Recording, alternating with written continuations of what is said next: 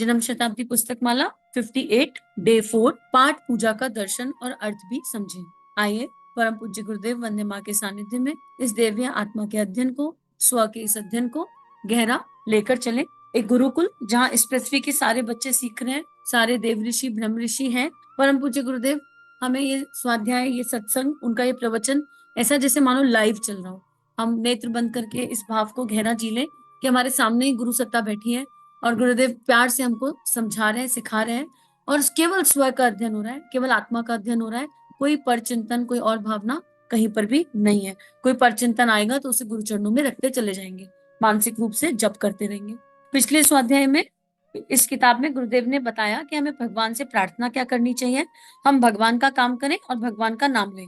भगवत चिंतन, हमको बहिर्मुखी जीवन को अंतर्मुखी बनाना है और अंतर्मुखी जीवन कैसे बनेगा उसके गुरुदेव ने रास्ते बताए कि हम लोग कुछ भूल गए हैं और हमको अपने आप से इन प्रश्नों को करना पड़ेगा कि हम क्या भूल गए और हम भटक कैसे गए, हम इस मेले में खो कैसे गए, हमारा सही रास्ता क्या है और हम कौन से रास्ते की तरफ चल रहे हैं। आगे गुरुदेव बता रहे हैं कि ध्यान का अर्थ, लक्ष्य का चिंतन। ध्यान का अर्थ क्या है? मित्रों, ध्यान की यह प्रक्रिया भगवान को प्रसन्न करने के लिए नहीं है। भगवान जी ध्यान में आते हैं तो, नहीं आते हैं तो, इससे कोई मतलब नहीं। आपका मतलब यह होना चाहिए कि हमारा ध्यान अपने जीवन की तरफ है कि नहीं, लक्ष्य की ओर है कि नहीं। बेटे, ध्यान का मतलब इतना ही है, जहां तक मैं समझ पाया हूं, कि ध्यान का मतलब है एकाग्रता, तन्मयता। एकाग्रता, तन्मयता मतलब concentration, focus with the right energy. तो हम लोग सोचते हैं कि ध्यान क्या होगा, ध्यान करने बैठेंगे तो हमको कोई कुछ कुछ विजुअलाइजेशन होगा, भगवान दिखेंगे 8 हाथ वाले, 4 हाथ वाले, बहुत दिव्य दिव्य चीजें दिखेंगी। और अगर हमने ध्यान किया और हमको कुछ दिख नहीं रहा तो हम कुछ गड़बड़ कर रहे हैं, हमको ध्यान दिख नहीं रहा। कई बार ऐसा भी आ जाता है कि हम जप करने बैठे और माला हाथ में है और फिर चिंतन इधर उधर दुनिया में जा रहा है।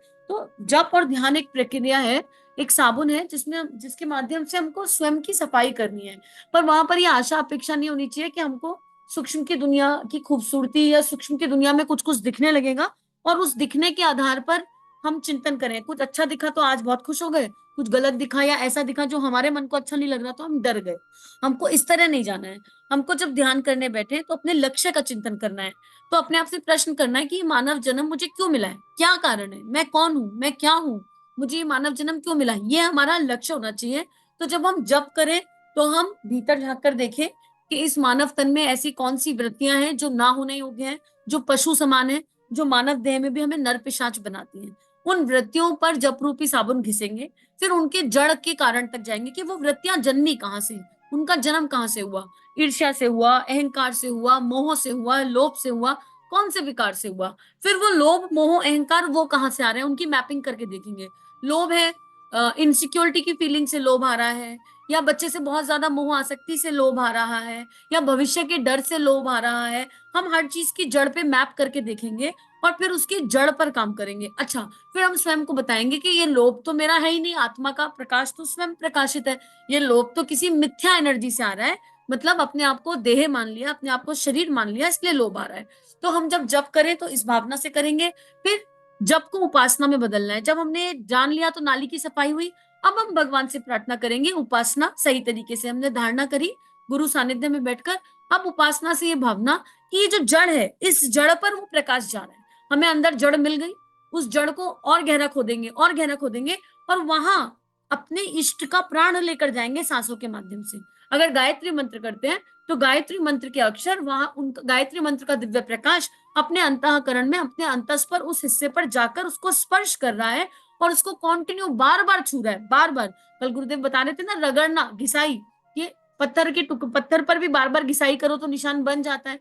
अब ये घिसाई कहाँ होगी? सांसों के माध्यम से इष्ट के प्रकाश को वहां पर ले गए। उसके बाद साधना, अब अपने इष्ट के गुणों को देखना। उपासना का अगला क्रम, हम जिसकी उपासना करते हैं, चाहे फिर हम सविता की करें, चाहे हम गायत्री माता की करें, चाहे राधा जी की करें, चाहे राम जी की करें, चाहे अल्लाह की करें, चाहे जीसस की करें, किसी की भी, जिसकी भी उपासना हम कर रहे हैं साकार रूप में या निराकार रूप में, उनके कोई गुण हैं। अपने बुद्धि को, अपने ब्रेन को बार बार उनके गुणों का बताना, ये गुण है, ये हम में कैसे आएंगे? अब फिर सांसों के साथ उन गुणों को ग्रहण करना।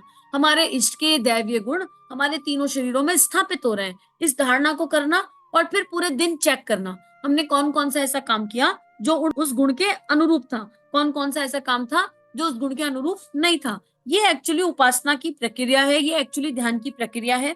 तो इस ध्यान को करते हुए हम अपने भीतर इतना पहुंच जाएंगे कि हम उस इमेजिनेटरी लैंड में नहीं जाना चाहेंगे कि हमको क्या दिख रहा है और क्या नहीं दिख रहा है। हमको भगवान जी दिखाई दिए क्या, हमको गंगा जी दिखाई दे गई, हमको हिमालय पर नारायण दिखाई दे गए, हम उन कल्पनाओं में नहीं उलझेंगे। हम अपने जीवन का एनालिसिस इस आधार पर करेंगे कि हम कंटिन्यू गुरु कृपा से, गुरु के सानिध्य में बैठकर जब ध्यान उपासना कर रहे हैं तो हमारे जीवन में परिवर्तन क्या आया, जीवन में, आचरण में, व्यवहार में आया हुआ परिवर्तन इस बात का प्रमाण है कि ध्यान सध रहा है। ध्यान खूब किया, खूब सारे विजुअलाइजेशन हो गए, लेकिन आचरण में और जीवन में कोई परिवर्तन नहीं आया, तो इसका मतलब वो एक ख्याली पुलाव था जो पक रहा था और उस ध्यान का कोई महत्व या कोई वैल्यू नहीं रहेगा। वैसे ध्यान का महत्व या वैल्यू हमेशा रहता है, घिसते रहो कुछ तो रिजल्ट आ ही जाएगा। आप करते टाइम एकाग्रता, हम चाहे 5 मिनट करें, लेकिन जब भी करेंगे तीनों शरीर से करेंगे, भावनाओं से करेंगे, दिल से करेंगे। ऐसा नहीं कि करने तो बैठे हैं ध्यान, पांच सोच रहे करेंगे 2.5 घंटे का और मन 2.5 मिनट भी नहीं रुक रहा, फिर क्या मतलब है। जितनी क्षमता, मान लो 5 मिनट की क्षमता है तो 8 मिनट बैठेंगे, 3 मिनट ऊपर चले जाएंगे, फिर 8 मिनट का अभ्यास हो गया तो 10 बैठेंगे, 10 का अभ्यास हो गया तो 12 बैठेंगे। जितनी देर बैठेंगे पूरा डूब कर बैठेंगे। इस तरह जैसे छोटा बच्चा कभी टीवी देखता है ना, उसे देखना, छोटा बच्चा कभी टीवी देख रहा हो तो उसको माँ उसकी 100 आवाज भी लगा ले तो उसकी तन्मयता और एकाग्रता इतनी होती है कि उसको कुछ सुनाई नहीं आता। ऐसे हम जब कोई काम अपने मन का कर रहे होते हैं ना, जिसमें मन बहुत रस और आनंद ले लेता है, हमको कोई 100 आवाज भी लगा ले हमको सुनाई नहीं आता। इतनी तन्मयता से और इतनी एकाग्रता से हम जब उपासना ध्यान करेंगे तो कोई कारण ही नहीं होगा कि भीतर बदलाव ना आए। अब गुरुदेव इसी में कह रहे हैं कि आप कहोगे एकाग्रता और तन्मयता से जप नहीं होता, हमारा तो मन भागता रहता है। अरे मन भाग रहा है तो भागने दे बेटे, मन को एक जगह केंद्रित नहीं किया जा सकता। दिमाग की बनावट ही ऐसी है कि वह एक जगह ठहर नहीं सकता। एक जगह ठहरेगा तो या तो समाधिस्थ हो जाएगा या आदमी पागल हो जाएगा। आदमी का दिमाग ठहरने के हिसाब से नहीं बनाया गया। एक चीज और समझ लेते हैं, फोकस और कंसंट्रेशन में ना अंतर होता है, माइनर अंतर होता है, ठीक है। और वो अंतर क्या होता है, एक एनर्जी तो ऐसी है कि हमने किसी एक बिंदु पर फोकस किया, घूरा, देखते रहे और हम लॉस्ट हो गए और हम समाधि की परम अवस्था पर चले गए। लेकिन अगर बच्चा क्लास में बैठा है और केवल फोकस की एनर्जी से बैठा है तो वो एक किसी शब्द में, एक किसी बिंदु पर खो जाएगा और उसे टीचर ने क्या कहा कुछ सुनाई नहीं आएगा। तो जब हम कुछ सीख रहे हैं तो हमें कंसंट्रेशन की एनर्जी चाहिए होती है, जहाँ एकाग्रता होती है, समस्त इंद्रियां उस काम में लगी होती है, उस क्लास पर, उस ध्यान में लगी होती है जो हम सुन रहे हैं, जो हम शिक्षा या विद्या के रूप में ग्रहण कर रहे हैं। तो इन दोनों का कॉम्बिनेशन ध्यान बनाता है। तो गुरुदेव यहाँ क्लियर कह रहे हैं कि मन को एक जगह केंद्रित किया नहीं जा सकता, क्योंकि अगर मन एक जगह केंद्रित हो गया तो आदमी समाधिस्थ हो जाएगा और समाधिस्थ होकर किसी काम का नहीं रहेगा, पागल हो जाएगा, क्योंकि वो किसी को कुछ कंट्रीब्यूट ही नहीं कर पाएगा, उसको कुछ उसके अलावा दिख ही नहीं रहा, क्योंकि वो अवस्था तो है नहीं, व्यवहार और आचरण तो वैसा है नहीं। इसलिए मन को परिधि देने की आवश्यकता है। ये बात पहले भी हुई कि मन को ज्यादा चॉइसेस होंगी तो कॉन्फ्लिक्ट ज्यादा होता है। जैसे कल हम लोग बात कर रहे थे शाम के सत्संग में, बच्चे को बोलो क्या खाएगा, तो हमने क्या किया, बच्चे के मन को पूरी खुली छूट दे दी। अब बच्चा इटालियन खाए कि चाइनीज खाए कि नॉर्थ इंडियन खाए कि साउथ इंडियन खाए, बेचारा कंफ्यूज हो गया कि मम्मी को क्या बताए, मैं क्या खाऊंगा, क्योंकि हमने कहा जो तू खाएगा वो बनाएंगे, क्या खाएगा। तो हमने खुद बच्चे को कंफ्यूज कर दिया। फिर मान लो बच्चा निकल कर आए मुझको तो पिज्जा खिला दो, फिर हम कहेंगे अच्छा पागल हो गया क्या, पिज्जा क्यों खिलाए। अरे हम ही ने तो कहा था, खुली चॉइस दी थी क्या खाएगा, तो हमने उसके मन को एक ओपन प्लेटफॉर्म दे दिया। अब बच्चा कह रहा है मुझे पिज्जा खाना है, बर्गर खाना है। जब आपके पास वो रिसोर्सेज अवेलेबल ही नहीं थे तो आपने चॉइस क्यों दी। आपको बोलना था बेटा छोले खाओगे कि राजमा, बेटा लौकी खाओगे कि भिंडी, बेटा XYZ खाओगे कि XYZ। आपने बच्चे के मन को दो चॉइस देनी थी। बच्चे को लगता निर्णय उसने लिया, उसका सेल्फ कॉन्फिडेंट डेवलप होता और हम अपने रिसोर्सेज के हिसाब से चलते। ये राइट तरीका है पेरेंटिंग का। अब मन रूपी बच्चे को अगर हम ऐसी खुली चॉइस दे देंगे, ज्यादा चॉइसेस ज्यादा कॉन्फ्लिक्ट, जितनी चॉइसेस उतना कॉन्फ्लिक्ट। तो इस मन रूपी बच्चे को बताओ बेटा राष्ट्रपति बनने की औकात नहीं है, नीचे आ जा, नीचे आ जा, जो कर सकता है वो कर ले, तेरे पास ये रिसोर्सेज हैं। मन रूपी बच्चे से कहो तेरे पास ये रिसोर्सेज हैं, इन रिसोर्सेज में तुझे ये लक्ष्य है, इनमें से एक चूज करना है, ढंग से करता है कि नहीं करता है। अब जब आप मन रूपी बच्चे को बार बार एक परिधि में बांधोगे, उसको बार बार बताओगे कि बेटा यही रिसोर्सेज है हमारे पास। अब मान लो मुझे ट्रैवल करना है और मेरे पास 2 अटैची हैं और मैं मन रूपी बच्चे, मेरा मन रूपी बच्चा बगावत कर जाए, मेरा तो 2 में से मान नहीं आता, मेरा तो 2 में से मान नहीं आता, मुझे तो 4 चाहिए। तो ये मन को समझाना पड़ेगा बेटा कहाँ से आएंगी 4, हमारे पास नहीं है परिस्थिति 4 की, हमको तो 2 में ही एडजस्ट करना है, तो सामान कम कर, 4 जोड़ी कपड़े कम रख, पर तुझे करना ही नहीं 2 अटैचियों में एडजस्ट है।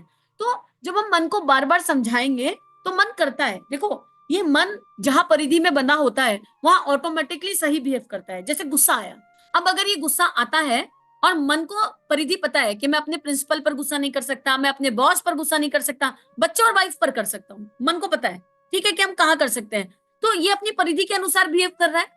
तो अगर हम अपने मन को सही परिधि में और कम चॉइसेस में रखें, कम चॉइसेस, हमारे पास इसके अलावा कोई चॉइस ही नहीं है, हमको सतोगुण की तरफ बढ़ना है, हमारे पास तमोगुण की चॉइस ही नहीं है बेटा, तू करेगा कहां से।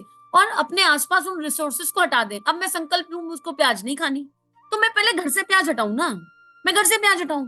और अगर मुझे लगता है कि मेरे घर में सभी को प्याज खाने का शौक है, तो फिर मैं अपने मन से पूछूं, अपने आप से पूछूं, क्या मेरा संकल्प इतना पक्का हो सकता है, क्या ये पॉसिबल है, क्या मेरी ये क्षमता है कि मैं अपने लिए अलग खाना बनाऊं। I need to ask a question to myself कि मैं कैसे उस संकल्प को निभा सकती हूँ जबकि मेरे परिवार में सबको प्याज का खाना चाहिए। Am I okay to eat food with dahi, am I okay to take out उबली हुई दाल फॉर माई सेल्फ। पहले चेक तो करो। नहीं, हम तो संकल्प ले लेंगे हम प्याज नहीं खाएंगे, फिर पूरे घर को या तो दंड देंगे भाई तुम भी मत खाओ, तो ना तो ये रास्ता ठीक है, और या फिर खुद को दंड देंगे, हाय हम क्या करें, कोई तो सुनता नहीं, तो दोनों ही केस में हम अपने आप को दुखी कर रहे हैं। तो हमको मन को एक परिधि में बांधना पड़ेगा। चॉइसेस कम कर दीजिए आज, अगर फालतू बहुत सारी चॉइसेस हैं तो अपनी चॉइसेस को लिमिटेड सोर्स पर ले आइए, अपने रिसोर्सेज के हिसाब से चॉइस। कॉपी कैट जीवन नहीं जी सकते। बाजू वाला 27 माला कर रहा है, उसकी परिस्थिति 27 माला करने की है भाई, तो वो कर रहा है, उसके घर में नहीं है काम, उसको है सहूलियत करने की। अपनी अपनी क्षमता देखो, अपने परिवार की स्थिति देखो, फिर अपनी उपासना का क्रम निर्धारित करो, किसी और को देखकर मत करो। जैसे ही उपासना का क्रम अपने रिसोर्सेज, अपनी परिस्थिति, अपनी मनस्थिति के हिसाब से होगा, एकाग्रता आंटी, तन्मयता अंकल दौड़े दौड़े चले आएंगे। ये कहीं भाग ही नहीं सकते, क्योंकि हमने उसके हिसाब से अपने आप को बांधा है, परिधि में बैठाया है अपने आप को। तो परम पूज्य गुरुदेव कह रहे हैं कि अरे ध्यान में जो दिखे वो ठीक, जो ना दिखे वो ठीक, तू अपने मन की एकाग्रता और तन्मयता पे काम कर। ध्यान में आपको गणेश जी की मूर्ति दिखाते हैं, क्यों क्यों दिखाते हैं, वे सिर्फ इसलिए दिखाते हैं कि हमारा जो ध्यान है वो गणेश जी की परिधि में रहे, उनके मूषक से, उनकी सूंड, उनके चूहे, उनके अंकुश, उनकी मिठाई, उनके दांत, उनकी तोंद, उनकी आंखें, उनके उस दायरे में कैद हो जाए। मूर्ति दिखाने का मतलब, और फिर उसके तत्व दर्शन को देखें। अब गणेश जी के बड़े बड़े कान देखे तो मतलब लिसनिंग स्किल। अच्छा, गणेश जी के कान दिखे मतलब भगवान कह रहे हैं तुम्हारी सुनने की क्षमता बहुत अच्छी होनी चाहिए, बोलो कम और सुनो ज्यादा। अच्छा जी, गणेश जी का पेट दिख गया, अच्छा मतलब पाचन शक्ति, हमें बातों को पचाने की शक्ति होनी चाहिए, हम किसी की भलाई ना करें, किसी से कुछ सुन भी लिया तो उसको अपने पेट में दबा कर रखें। हाथ में मिठाई, तो अच्छा गणेश जी के हाथ में मिठाई है, इसका क्या मतलब है, हमको एक मीठा जीवन जीना है। कोई हमारे पास आए तो उसको लड्डू ही मिले, उसको कुछ कड़वा ना मिले, हम खुद भी मीठा खाएं, औरों को भी भाव रूप से, प्रेम रूप से मीठा खिलाएं। तो ऐसे ही हर भगवान, हर इमेजिनेशन का एक तत्व दर्शन होता है, और हमको पॉजिटिव तत्व दर्शन की ओर चिंतन करना है। और इसलिए वो मूर्तियां दी गई कि भाई अब मन को परिधि मिल गई, गायत्री माता दिख रही हैं, चलो भैया कितनी सुंदर परिधि, नारायण जी दिख रहे हैं, नारायण के 4 हाथ दिख रहे हैं, उनके हाथों में क्या है उसका तत्व दर्शन क्या है, नारायण का अग्नि स्वरूप क्या है, पंच तत्व दिख रहे हैं, प्रकृति दिख रही है, जो भी दिखे, उस जिस भी परिधि में हम स्वयं को बांधे, हम उसमें ये चेक करें कि उसका तत्व दर्शन क्या है। और फिर जब हम ध्यान करने बैठ रहे हैं तो हमको क्या देखना है ये महत्वपूर्ण नहीं है, हम अपने आप को ड्रॉप कर दें। हमको भगवान क्या दिखाना चाहता है वो महत्वपूर्ण है। हो सकता है भगवान कुछ ना दिखाना चाहता हो, कह रहा हो सो जाओ, ये भी तो संभव है, कह रहा है ध्यान में तुम्हारा ऑपरेशन करूंगा और जब ध्यान खत्म हो जाएगा तो मैं तुमको उठा दूंगा। लेकिन हमको कुछ कुछ देखना है, फिर क्या होता है हम उलझ जाते हैं। हमने कुछ विजन देख लिया, फिर हमको उसका मतलब जानना है, अब इसका क्या मतलब है, अरे क्यों जानना है मतलब, अगर ब्रह्मांड को तुमको मतलब बताना होगा तो ब्रह्मांड तुमको मतलब के साथ दिखाएगा, जो दिखाना है मतलब के साथ दिखाएगा। तो तुम मत जानने की कोशिश करो, जो दिखा गुरु इच्छा से दिखा, गुरु कृपा से दिखा, गुरु चरणों में रख दिया, और कुछ नहीं दिखा तो उसका कोई सुख दुख नहीं हुआ। तो भगवान कह रहे हैं मन नहीं ठहर सकता। अगर मन ठहर सकता है, नहीं भाई नहीं ठहर सकता। मन मीरा का भी रुका नहीं, मन रामकृष्ण का भी रुका नहीं, चैतन्य महाप्रभु का भी रुका नहीं। हर समय कहते थे घायल की गति घायल जाने, जो कोई घायल होए। भाई कितने सुंदर चित्रण है कि मन तो किसी का नहीं रुका, क्योंकि प्रेम ढाई आखिर प्रेम के आखिर 3 कहीं है ही नहीं। और गुरुदेव एक बार बहुत सुंदर समझा रहे थे कि प्रेम ये ऐसा है ना, ईश्वर प्रेम, कि जितना मिल जाएगा उतना कारण शरीर का विस्तार हो जाएगा, उतना ही पात्र बड़ा हो जाएगा। पात्र बड़ा होने का मतलब क्या है, कारण शरीर बड़ा होना। जिस समय ये लग जाए ना कि हमको पूर्ण ईश्वर का अनुभव हो गया, उस समय रीस्टार्ट का टाइम है, उसी समय सोच लो वापस शुरू कर देते हैं, रीस्टार्ट। Restart the journey. तो जब रामकृष्ण जैसी चेतना, माँ मीरा जैसी चेतना, चैतन्य महाप्रभु जैसी चेतना भटकती रही, प्रेम में भटका, प्रेम में, हाय हाय मेरे ईश्वर, विरह का दर्द, इसका दर्द दहा हो गया पुकार पुकार कर। तो हम लोगों का तो फिर कोई कंपैरिजन नहीं है। हम तो इनके चरणों में बैठकर साधना कर रहे हैं। परम पूज्य गुरुदेव वंदे माँ के चरणों में बैठकर साधना कर रहे हैं। वैज्ञानिक का भी मन नहीं ठहरता, एकाग्र तो होता है, लेकिन एक दिशा में सोचता रहता है कि ये केमिकल इसमें मिला देंगे तो क्या बन जाएगा। मन एकाग्र है बेशक, लेकिन अपने विषय में तेजी से चल रहा है। आप ध्यान से मन को एकाग्र करें, लेकिन अपनी दिशा और धारा के बारे में विचार करें।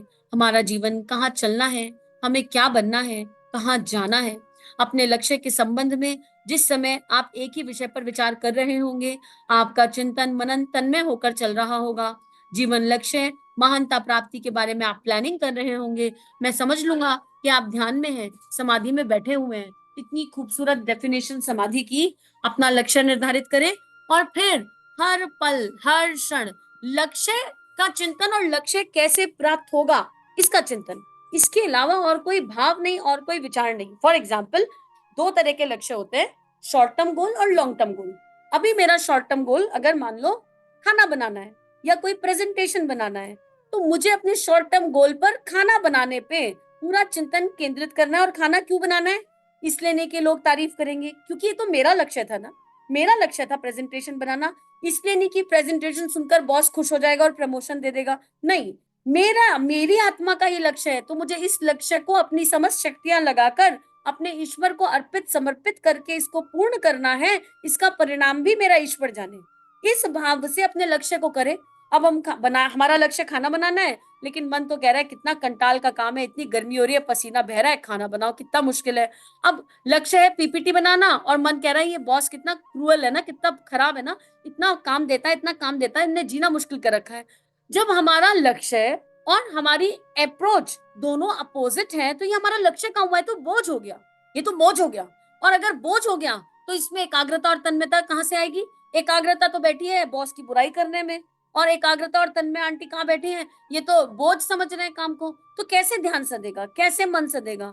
इसलिए हम शॉर्ट टर्म गोल लें, हम जो भी काम करें उसे पूरे दिल से, पूरी श्रद्धा से, पूरे समर्पण से, पूरे भक्ति से लक्ष्य मानकर करें कि यही मेरा इस क्षण का लक्ष्य है, और इसमें मुझे समर्पण भाव से अपने ईश्वर को अर्पित समर्पित होकर झुक जाना है। जैसे इस क्षण लक्ष्य क्या है? आत्मा का अध्ययन, स्वाध्याय, स्व का अध्ययन।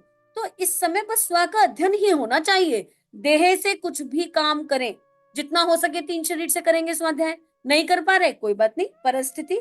लेकिन जो भी काम करें, चाहे खाना बना रहे हो, चाहे ड्राइविंग कर रहे हो, चाहे कुछ कर रहे हो, वो अपने आप हो जाएगा सारा काम। पर तीसरा शरीर, इस पे कंसंट्रेट करें। अब इस पे फोकस मत करना। ड्राइव करते पे पता चला स्वाध्याय पर फोकस कर दिया तो इधर की उधर हो गई गाड़ी। तो फोकस और कंसंट्रेशन एक साथ चल सकते हैं। जैसे ईश्वर पर ध्यान केंद्रित कर कर संसार का कोई भी काम करो, अपने आप समाधि की अवस्था में पहुंच जाओगे। ईश्वर पर मन इंद्रियां केंद्रित कर कर संसार का कोई भी काम ईश्वर का काम मान के करने में अपने आप समाधि की अवस्था प्राप्त हो जाती है। तो क्या समझा रहे हैं गुरुदेव? कि हम प्लानिंग करें किसकी? महानता की, जीवन लक्ष्य की। तो अपना अपना लक्ष्य निर्धारित कीजिए। शॉर्ट टर्म लक्ष्य तो समझ में आते हैं। अगर केवल जीवन शॉर्ट टर्म गोल्स पर चलेगा और लॉन्ग टर्म गोल नहीं होगा, तो हम समय बर्बाद करेंगे। मान लो शॉर्ट टर्म गोल क्या हो सकता है? सुबह उठे, ऑफिस गए, ऑफिस से घर आए, और घर आकर खाना खाया और सो गए। हमारे पास कम से कम 7 से 8 घंटे बच जाते हैं। और अगर हमारे पास कोई लॉन्ग टर्म गोल नहीं होगा, तो ये 7 से 8 घंटे हम कहाँ बर्बाद करेंगे, हमको इसका अंदाजा भी नहीं पड़ेगा। हमारा शॉर्ट टर्म गोल है, उठे, खाना बनाया, बच्चों को पाला, हस्बैंड को स्कूल भेजा, घर का काम निपटाया, उसके बाद कुछ नहीं, उसके बाद कुछ नहीं, रात को फिर वही ड्यूटी। दिन भर में 7 8 घंटे निकल जाएंगे, जो हमको पता भी नहीं चलेंगे, जो बर्बाद हो जाएंगे। इसलिए जीवन का एक लॉन्ग टर्म महान लक्ष्य होना मैंडेटरी है। फिर हम किसी भी वर्ग से आ रहे हो, मैटर नहीं करता कि हम कौन से वर्ग से हैं। तो एक लक्ष्य ये भी ले लो, किसी को कुछ समझ में ना आए ना, तो एक लक्ष्य ले लो, 6 घंटे नाम जप करेंगे। चाहे काम कुछ भी करें, पर दिन भर में 6 घंटे राम राम राधा राधा तो करना ही है। दिन भर में 6 घंटे इष्ट का नाम लेना ही है। ये एक लक्ष्य है। लेकर देख लो 40 दिन ये लक्ष्य, और फिर देखो पूरा दिन कैसे ईश्वर का चिंतन करेगा, राम का चिंतन करेगा, और कैसे राम के गुणों का भीतर समावेश होगा, कैसे पूरा दिन श्री राधा का चिंतन होगा और उनके दिव्य गुण आएंगे। अपने आप गायत्री माँ का चिंतन होने लगेगा और गायत्री माँ की शक्ति आत्मा में बस जाएगी। फिर चाहे हम ट्रैवल करें, चाहे हम शक्तिपीठों पर जाकर काम करें, चाहे हम कार्यकर्ता बने, चाहे हम ऑफिस जाएं, चाहे हम घर का काम करें, चाहे हम स्टूडेंट हों, हम कुछ भी हों, हर काम में हमारी प्रोडक्टिविटी बढ़ती चली जाएगी। तो गुरुदेव ये कह रहे हैं, जब मैं लेख लिखने के लिए बैठता हूँ तो इतना तन्मय हो जाता हूँ कि आप मेरे पास से निकल जाइए तो मुझे यह पता नहीं चलेगा कौन आया और कौन चला गया, क्योंकि मैं ध्यान में मग्न रहता हूँ। लेकिन उस वक्त मेरा दिमाग इतनी तेजी से काम कर रहा होता है कि 1 सेकंड के भीतर हजारों विचार, हजारों रेफरेंस आ जाते हैं। मेरा दिमाग उस समय इतना एक्टिव, सक्रिय होता है कि आप देखेंगे तो कहेंगे कि इस वक्त तो इन्होंने हद कर दी। लट्टू जब घूमता है तो मालूम पड़ता है कि टिका हुआ है, परंतु वह इतनी तेजी से घूमता है कि उसकी चाल मालूम नहीं पड़ती। अब लट्टू का गुरुदेव एग्जाम्पल दे रहे हैं, उसे रख दो बिना घुमाए, रख ही नहीं सकते क्योंकि उसका लक्ष्य घूमना है। और जब उसे घुमाएंगे तो इतना मजेदार घूमेगा कि सुंदर लगेगा। अब परम पूज्य गुरुदेव इस लेखनी में बता रहे हैं कि जब वो लिखते हैं तो उनकी एनर्जी क्या होती है। अब ऐसे गुरुदेव ने स्वाध्याय का एग्जाम्पल दिया। जिस समय स्वाध्याय करने बैठो, आप लोगों के जप की शक्ति से, उस ब्रह्मांड की शक्ति से, उन ब्रह्म ऋषि देव ऋषियों की शक्ति से मन इस स्वाध्याय में इतना लीन हो जाता है, इतना ध्यानस्थ हो जाता है कि इतने उदाहरण निकल निकल कर आते हैं यूनिवर्स से। ऐसा लगता है ये कहाँ से प्रकट हो गए, पता ही नहीं कहाँ से आ गए। कुछ पहले नहीं सोचा था, कुछ पहले नहीं पता था, लेकिन इतनी नई नई चीजें सीखने को मिलती हैं और तब लगता है क्या ही आत्मा का अध्ययन हो रहा है, क्या ही स्व का अध्ययन हो रहा है, क्या ही परम पूज्य गुरुदेव वंदे मां कृपा बरसा रहे हैं। क्योंकि इस समय बस यही करना है। और ये समय क्योंकि नियमित हो गया है, एक फिक्स टाइम पर स्वाध्याय होता है, तो इस टाइम पर देव शक्तियां पहले से आकर बैठ जाती हैं, तो उनकी एक एनर्जी होती है। इसलिए नियत समय पर नियत तरीके से सही नियत के साथ किया गया हर काम दैवीय बन सकता है। तो आज हम बस इतने चिंतन कर लें कि हम अपने समय का इन्वेस्टमेंट करते हैं कि अपने समय को स्पेंड करते हैं। हमारा लक्ष्य हमको पता है कि नहीं, हमारे शॉर्ट टर्म गोल क्या है, हमारे लॉन्ग टर्म गोल क्या है। हम अगर ध्यान कर रहे हैं तो ध्यान में कुछ किस्से कहानियां तो नहीं ढूंढ रहे हैं, कुछ इमेजिनेशंस तो नहीं ढूंढ रहे हैं, ध्यान के विजन नहीं मिलते तो परेशान तो नहीं हो रहे, और विजन मिल रहे हैं तो परेशान नहीं हो रहे, ताकि हम ध्यान के सही तत्व को ग्रहण कर सकें, आत्मा के सही तत्व को ग्रहण कर सकें। इसी के साथ आज का स्वाध्याय ये भाव गुरु चरणों में अर्पित समर्पित। समूह की इस दिव्य देवीय शक्ति को नमन प्रणाम। इदम श्री सद्गुरुवे नमः। इदम श्री सद्गुरुवे नमः। चलिए मिलकर जीवन को खूबसूरत बनाते हैं, कुछ अच्छा बांटते हैं, मीठे गीत गुनगुनाते हैं। अगर ये वीडियोस आपके जीवन में प्रकाश ला रहे हैं, आपको अच्छे लग रहे हैं, तो चैनल को सब्सक्राइब कीजिए, वीडियोस को लाइक कीजिए और इस कंटेंट को विश्व वसुधा में फैला दीजिए। जय हिंद, जय भारत।